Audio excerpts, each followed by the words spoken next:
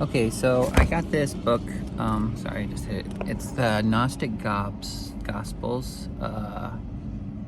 Hopefully this is what I'm looking for. I was wanting to read the Gospel of Thomas. For I don't know, multiple reasons, which I'm probably not going to go into. But so hopefully this is actually what I'm looking for. I don't really know. I'll read the introduction. Not sure if we'll post this. I've never read this before, so we'll see what it says, I guess. Maybe I'll go through piece by piece because I'm not sure. Did you hear that? That felt good. I'm not sure how large it is yet. So anyway, the introduction. In 1945, or perhaps a year or two earlier, some peasants in Upper Egypt accidentally dug into an early Christian tomb. Inside of it, they found a large jar containing 13 leather-bound papyrus codices. That's how you say that word. These codices proved to contain 48 or 49 separate works, mostly Coptic translations from Greek.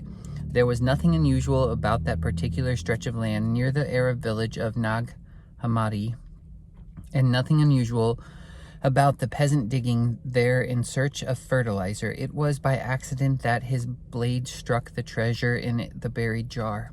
It was a treasure not of gold, but of words, emerging from the shroud of many centuries, written on parchment that had been slowly decaying under the sands, a Gnostic library hidden in amphoras normally used to age wine.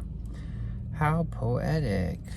And this is just the introduction. That was nice.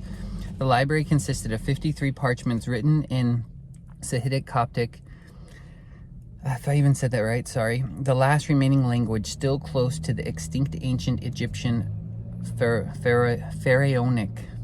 Never heard that word before. Pharaonic language. Among these 53 manuscripts, in Codex 2, there is a gospel or good news attributed to Jesus' disciple Thomas. This gospel contains no apocalyptic proclamations and no prophecies. Instead, it reveals what we have always carried within ourselves, an infinite space, which is the same within us and without us. All that is needed is to break open the man-made jar that hides it from us. This Gospel of Thomas contains no biography of Jesus, nor any account of his miracles. It is a collection of 114 sayings called Logia in Greek. These are said to be the naked words attributed to the Master, the living Jesus, written down by Didymus Judas Thomas, the twin. Who was the latter? He was the twin of Jesus in some sense of an alter ego or closest disciple.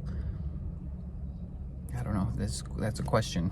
Oh, was he the twin of Jesus in some sense of an alter ego or closest disciple? I don't know. Anyway, in this view, the Gospel of Thomas is the proto-gospel that we have so long been seeking, the only one that transmits the authentic words of Jesus. But whether we like it or not, Jesus of Nazareth was not a writer. It is therefore impossible to speak of the authentic words of Jesus. Every saying of his that we possess consists of words that have been heard, that bear the imprint of a listener whose listening may be crude or subtle.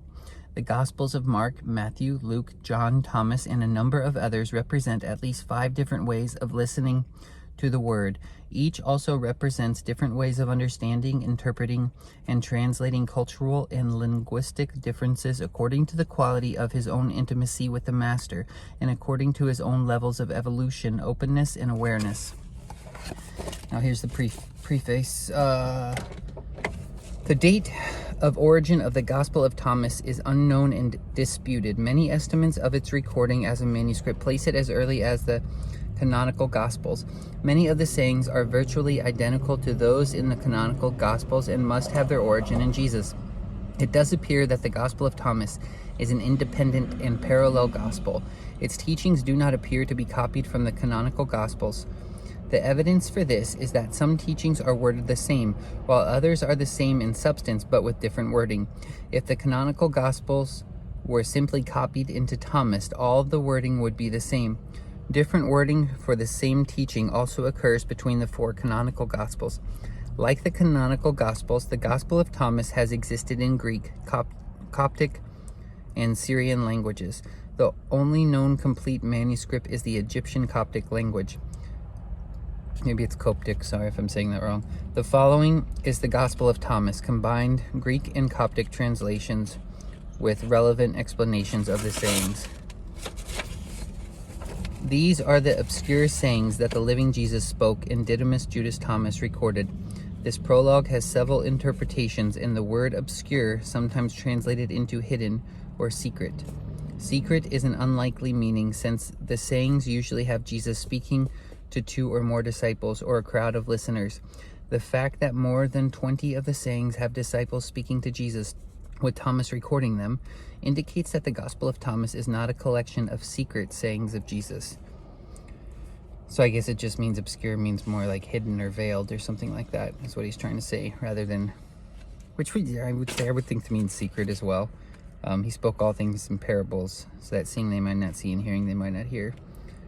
He who has eyes to see will see, sort of thing. Anyways, that's the introduction. Then it's going to get into, I guess, the text of it. I'll probably hit stop here, maybe come back and record more, and maybe I can just go through and read it and try to record them all.